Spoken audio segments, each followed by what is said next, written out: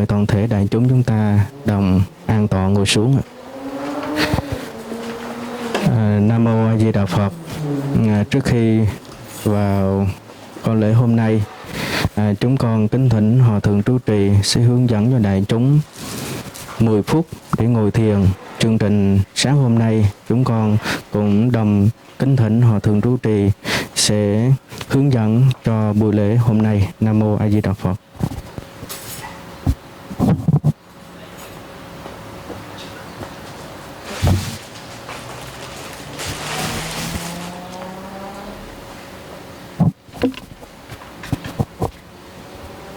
Nam Mô A Di Đà Phật. Để chúng thấy nóng không? We have AC 24 hours for the garden hall. Kính thưa tất cả đại chúng, hôm nay là ngày 13 tháng 7 2020. Chương trình lễ sáng hôm nay có nhiều thay đổi. Thứ nhất là chúng ta được biết ngày 2 tháng 7, Thống đốc California có cái lệnh mới liên hệ tới cái bệnh đại dịch coronavirus. Vài ngày gần đây, chúng tôi cũng theo dõi rất là sát những cái lệnh từ tiểu bang đưa ra. Và anh Tịnh Cộng cho biết vào tối thứ Sáu, về mặt tôn giáo họ không cấm mình làm lễ, nhưng mà không cấm mình sẽ hát và tụng kinh vì sự an toàn cho cộng đồng của chúng ta. Cho nên chùa Quang Thiện luôn luôn thực hiện tất cả những lệnh từ tiểu bang và lệnh của County San Bernardino. 17 county được Tổng thống đốc California ra lệnh phải thực hiện nó, trong đó có vấn đề tôn giáo. Đặc biệt hôm nay chúng ta sẽ không có hát bài trầm hương đốt, không có tụng kinh bằng tiếng Việt, tiếng Anh và tiếng Bali. Nhưng hôm nay đặc biệt chúng ta sẽ có một cái người guest để nói về Phật giáo. Người đó là một người Mỹ, ông ta tên là Christoppher. Bây giờ chúng ta sẽ có 10 phút ngồi thiền. Now we have 10 minutes for sitting meditations. We practice to keep the mind in peace. Just relax and sit on the chairs. Close your eyes and keep the back straight. With the breath in, slowly we count 1. With the breath out, slowly we count 2. We do that up to 10 and return to practice again for 10 minutes. You can practice that at home or anywhere inconvenient for us to practice. Practice control the mind, the body by breathing, controlled by the breathing. These techniques help us to reduce stress, give peace in life, calm down. Especially right now in America, violence so terrible. We need calm, relax, and observe the real realities of living in life. Thank you.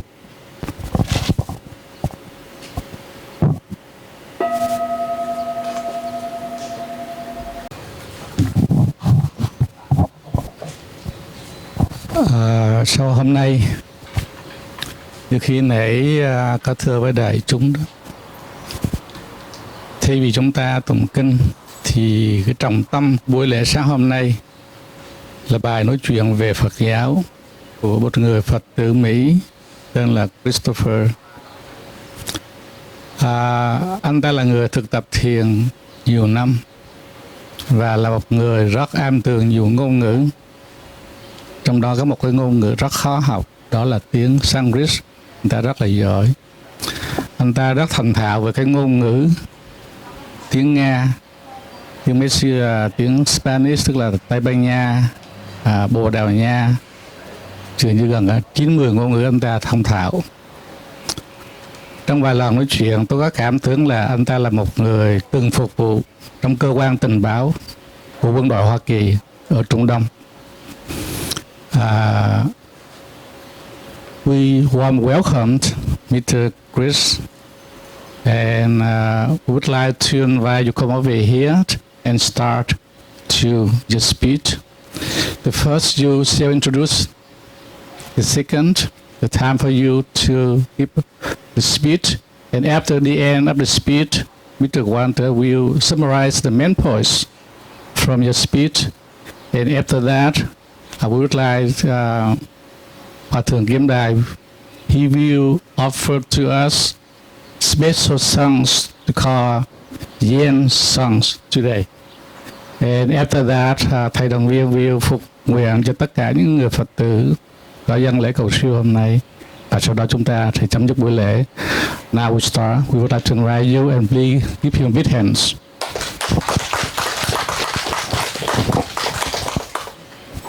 Voice.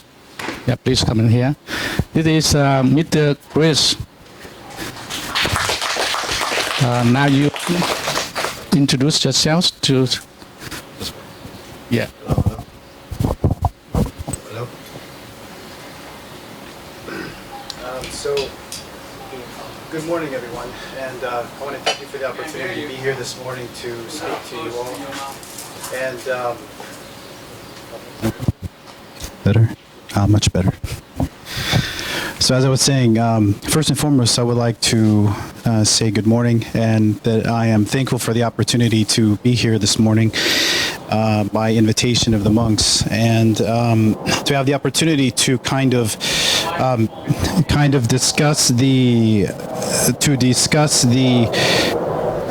different perspectives of Buddhism as seen by the West, and how the concepts of Buddhism and the precepts of Buddhism can actually bring a lot of happiness and joy to the West. And so, of course, myself, I've had the privilege of traveling the world many times. And in doing so, I was able to be exposed to a number of different practices, a number of different faiths, a number of different mystical practices, for the sake of a better word.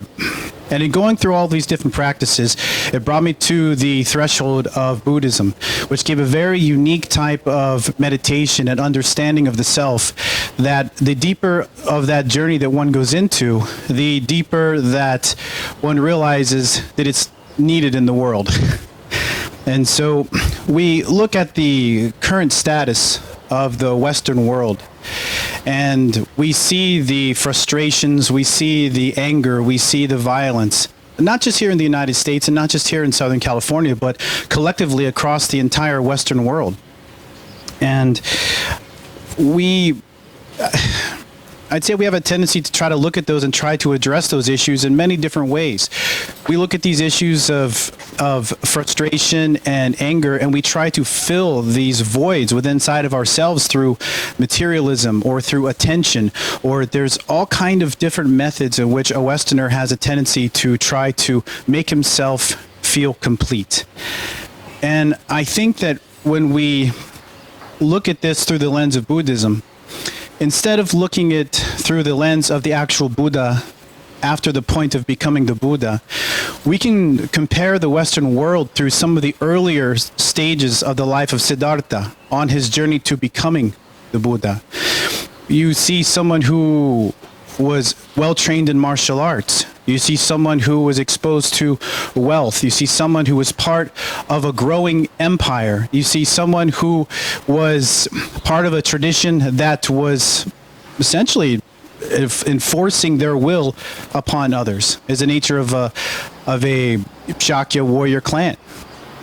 And so I think that when we look at the West right now, we see those type of similar pain and suffering, the same type of activities, whether it's done through the imperial actions of the military, a lingua franca of the English language, the American dollar bill that is the current global currency.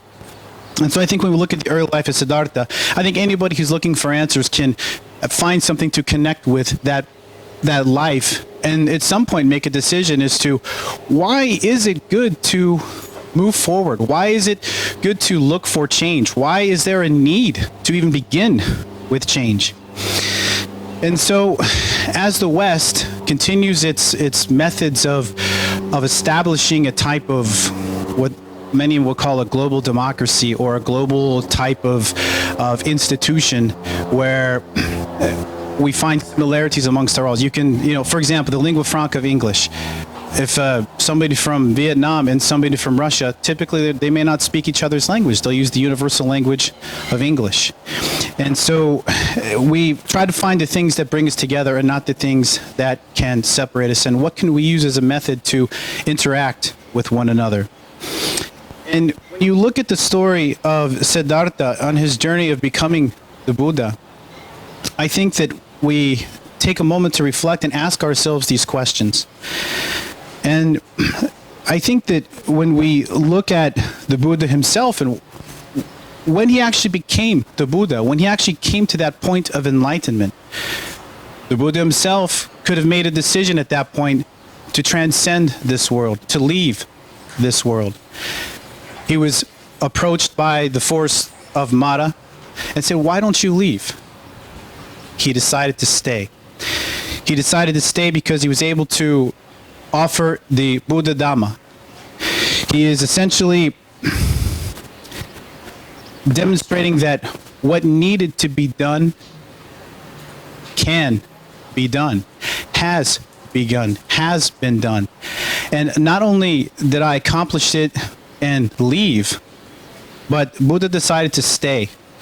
And he left a path for those to follow who were looking for something different in this world, a system that would allow them to reach their highest potentials. I think that Westerners in general, we don't really have an understanding of what Buddhism is.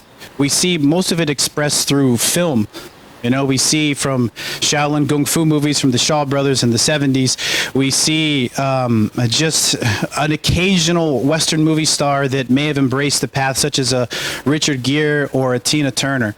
We see these individuals and we say, "Oh, gee, it's great. They've done something different. They find this peace and contentment." And we simply say, "Oh, well, they embrace the path of Buddhism." Okay, well, what is that? And again, we go back, we look at the world and we see the what's going on in the world, the frustration, the anger, and all the different transitions in this very transitional time, and we don't know how to get out of it. And so I refer back to the Buddha Dharma. The Buddha Dharma is something that is extremely important because it gives us that path, but it does so individually, it does so collectively. And there's even been Buddhist empires in the world. In the Western world, only a very small few are familiar with the empire of Ashoka and the story of Ashoka, the endless amounts of bloodshed, and then the realization that there's something wrong with this path, and embracing a different path that brought a path of peace. And we find a lot of what goes on in the world today, all these reflections of things that have already happened. We know, as Buddhists, we know what the path is. But as we're living here in Southern California, how many people are becoming aware of this path? It seems that everybody's looking for peace. You look on social media, everybody's speaking of peace and wanting peace and assuming that they know the appropriate action. And then they take this intent upon this appropriate action. They say, "Well, I'm going to do this. I'm going to post this. I'm going to talk about this." The truth is that it's a reflection of their own internal frustration that they don't know how to deal with. Some of them join groups, some good, some bad for the nation. Others are simply just venting their frustrations on social media. So the importance of allowing the Western world to become familiar with Buddhism is because there's an accordion that exists in this world. And we call this from the macro consciousness to the micro consciousness. It is this fluctuating accordion that is always in flux. But Buddhism offers us the opportunity to look at ourselves individually, to find the path of peace. And to establish that path of peace, you have to alleviate the path of suffering. And this directly reflects on what the path of the Buddha was to discover the root of suffering. Again, when you study the path of Siddhartha and his path to becoming the Buddha, he had two yogis, two masters that he had studied under. Yet he transcended beyond them. He was able to obtain certain stages of enlightenment, but his question was never answered. What is the cause of suffering? And he kept pushing himself forward until he found the middle path. And he was able to understand what is the nature of suffering. And yet we live in a world today where we're surrounded by suffering. And if we understand the nature of suffering and how to be joyful and happy, well, then why are we not sharing it in the best way that we can? And I think it's not because the efforts of, in this instance, Southeast Asia, reaching their hand out and saying, hey, can I talk to you about the Buddha or the Buddha Dhamma? It's that the Western world has not looked in the right direction. They're looking at other ways. And so when we look at, we see the influence in the West of yoga. We see and we see this guru-disciple relationship that we see from even Star Wars films, from George Lucas's films, with the Jedi-Padawan relationship. But this guru-disciple relationship, or this attempt to have a guide that can bring us to the path of understanding, is something that is really needed. In Western civilization, we actually are a civilization that created more mythology than any other country in the world. And it's reflected in the simplest ways. Superman and Batman, and all this plethora of superheroes that we have in the Western world. We look at them for guidance and we say, well, how can I be like Batman? How can I be like Superman? And so they get a gym membership or they start training martial arts, and they're going about these ways to look outside of themselves yet again. Buddhism offers the true peace seekers, those who truly wish to understand pain and suffering, the opportunity to understand a tradition that really does what it says it's going to do. There is a Superman. It was the Buddha. He accomplished what no one else had accomplished. He maintained his perseverance in this realm by leaving the Buddha Dhamma and creating a Sangha that says, if you want to know, I'm going to extend my hand and I will show you the way to being like me. Learn what I have done. You too can also do these things. And so what is the fruit of that tree? What is the fruit of the tree of Buddhism? It's peace. It's joy.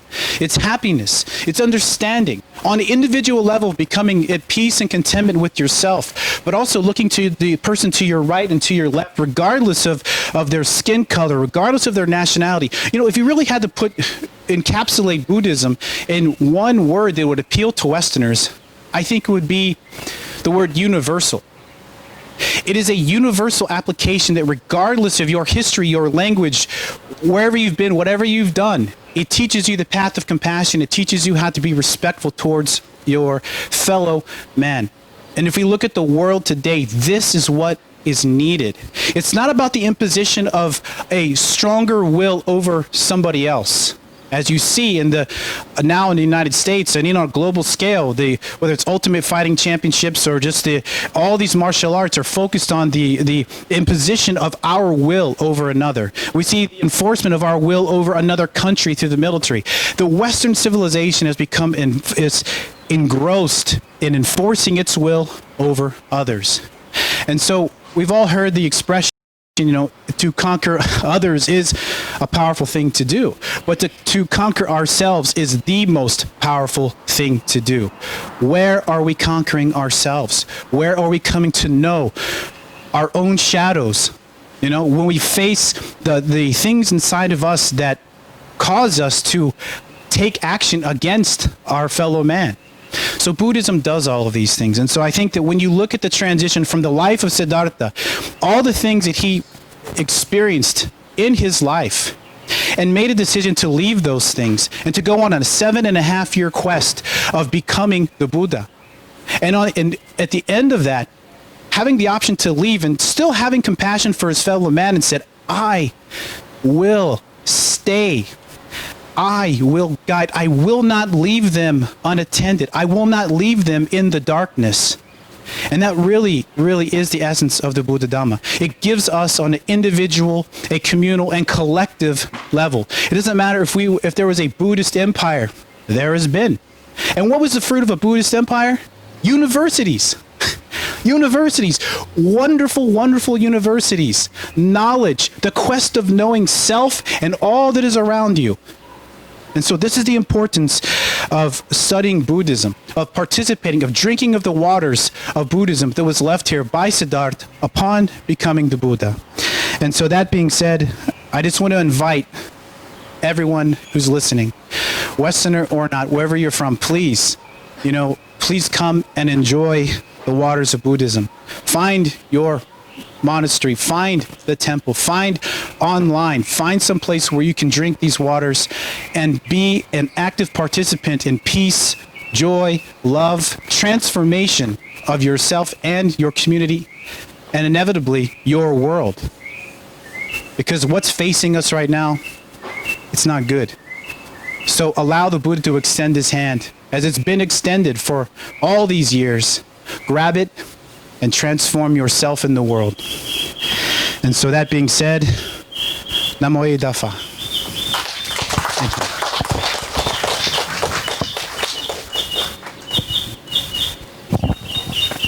you. Thank you very much. My pleasure. My pleasure. Thank you so much. I hope you have the next one. Next time. Sau đây xin mời anh Quang Tuệ sẽ tóm lược lại bài nói chuyện về Phật giáo. Sau khi anh Quang Tuệ tóm lược xong thì chúng tôi mời Hòa Thượng nên dân thành cái đại chúng một cái bài Việt ca. Xin vì cho anh Quang Tuệ tập hôm nay.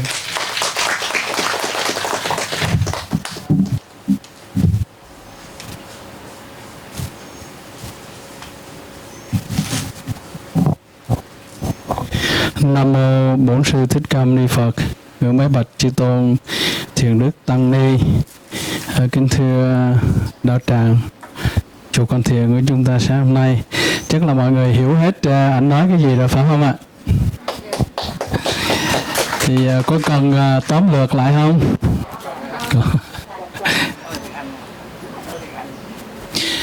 Thực sự thì đầu tiên anh ta giới thiệu ảnh là Christoppher Walsh, sống ở Ontario, và lúc trước thì anh sống ở gần San Diego. Ảnh là người rất thích về tôn giáo, thành ra trong nhiều năm ảnh bỏ thời gian ra để anh đi học về những cái tôn giáo khác, ngay cả đạo Hồi và những cái đạo khác ở trên thế giới. Do đó anh biết được nhiều thứ tiếng.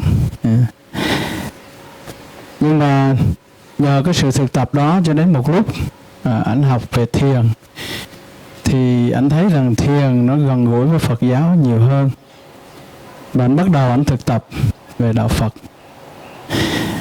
Vì ảnh thấy được rằng cái điều quan trọng nhất của con người chúng ta đưa chúng ta đến đau khổ, tức là chúng ta sợ hãi, chúng ta giận hờn, và cái đau khổ đó nó làm cho chính ảnh thay đổi cái thái độ sống của mình. Thì ảnh kể về Đức Phật trước khi Ngài thành Phật, tức là Ngài đẻ ra trong một cái gia đình vua, được học hành văn võ song toàn, là một người rất giỏi võ. Bởi vì trong cái lúc đó thì vua Asoka cùng thế giới của bên Ấn Độ lúc đó chiến tranh giành giật với nhau, hận thù với nhau rất là dữ. Thành ra vua Asoka muốn thái tử Tất Đạt Đa trở thành một con người võ nghệ song toàn để bảo vệ đất nước, mai mốt trở thành một người vua. Thì chiếu về lại với cuộc đời, cuộc sống của chúng ta hiện tại đó, thì nó cũng giống vậy. Trong cái thời buổi này thì con người cũng hận thù, cũng ganh ghét, cũng chia rẽ nhau, cũng chiến tranh, cũng đánh phá. Như vậy thì từ phương Tây cho đến phương Đông, cho đến thời kỳ Phật ra đời, thì cái thời nào nó cũng có những cái đau khổ và có hạnh phúc. Nhưng mà phần lớn đau khổ thì nhiều. Thành ra anh so sánh giữa lúc Phật ra đời và cái thời kỳ này, thì đã đánh động cái tâm hồn của anh. Từ cái sự đánh động của tâm hồn của Thái tử Tất Đạt Đa để Ngài quyết tâm đi tìm một con đường để giúp cho mọi loài chúng sanh trên cái địa cầu này có được hạnh phúc nhiều hơn. Thì anh ta nói rằng có rất nhiều cuốn phim, nhiều tài liệu nói về cuộc đời của Đức Phật, nói về sự thành đạo và con đường đi của Ngài. Tất cả những cái phim ảnh đó, những cái tài liệu đó, mục đích chính là giúp cho chúng ta đi đến một cái con đường, đó là con đường hạnh phúc. Mà muốn đạt được đến con đường hạnh phúc đó, thì mỗi người chúng ta phải đi theo bước chân của Đức Phật đã đi. Anh ta dùng cái chữ path đó, tức là cái con đường của Ngài đã đi để Ngài đạt được đến cái sự hạnh phúc và giải thoát được cho chính Ngài. Như vậy thì nếu chúng ta muốn giống như Ngài thì chúng ta phải thực tập con đường đi của Ngài. Thì đó là con đường chuyển hóa. Và chúng ta biết rằng Phật dạy rằng đi theo con đường của Ngài, tức là chúng ta phải chuyển hóa. Tu mà không chuyển hóa thì không bao giờ đạt thành cái ước nguyện của mình. Mà cái chuyển hóa đó chính là cái chuyển hóa từ một cái con người đau khổ trở thành một con người hạnh phúc.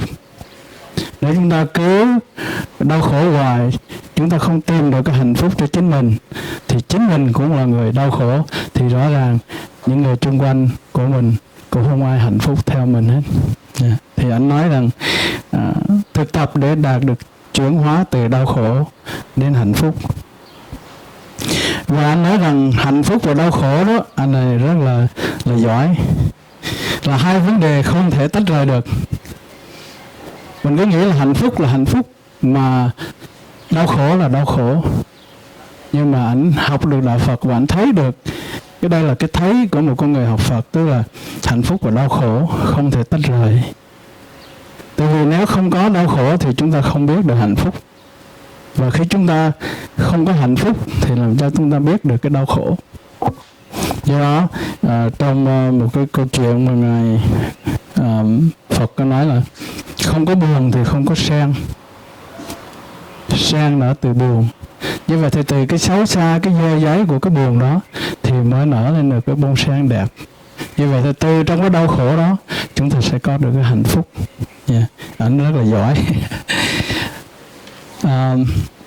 Và anh nói rằng cái điều đáng buồn là cái Westerner, tức là cái người Tây phương đó, cho đến lúc này cũng chưa hiểu về đạo Phật là bao nhiêu hết. Thành ra cái quan trọng là mình, là những người Phật tử đang đi trên con đường của Phật dạy, tức là going to the path of Buddhism, Buddha. Thành ra là anh nói là mình phải đi trên con đường học Phật, thực tập Phật, và đem cái này để giúp cho cái người Tây phương hiểu về đạo Phật nhiều hơn, và hiểu về đau khổ, về hạnh phúc. Và anh nói cần phải học từ lời của Phật dạy. Lời Phật dạy là gì? Là chúng ta biết thương yêu, biết tha thứ.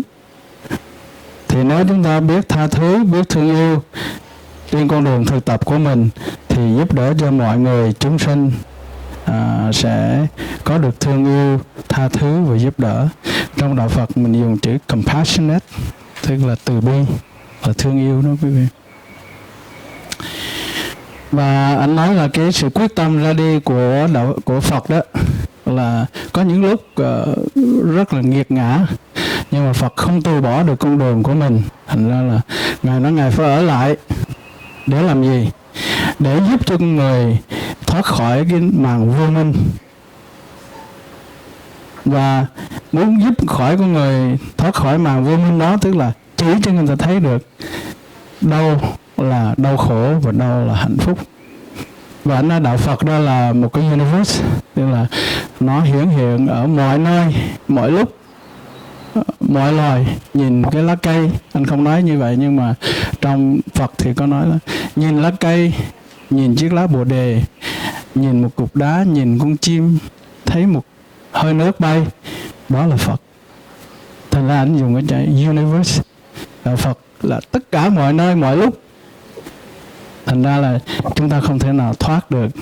Nếu chúng ta thấy được cái đó là đạo Phật thì Phật lúc nào cũng hiển hiện ở trước mặt chúng ta, và chúng ta đang đi theo Ngài để chúng ta có được hạnh phúc.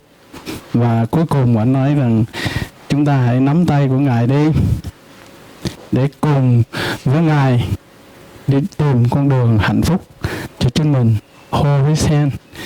Phật không có cái tay đây, nhưng mà Phật có cái pháp chỉ cho mình. Cầm cái pháp, cầm cái tay của Ngài, cùng đi với Ngài để đạt đến giải thoát. Tức là bớt đau khổ, bớt hận thù, bớt phân bua, bớt chia rẽ. Thì đó là tóm lược cái bài của anh nói. Xin cảm ơn tất cả quý vị. Nam mô Bổn Sư Thích Ca Mâu Ni Phật.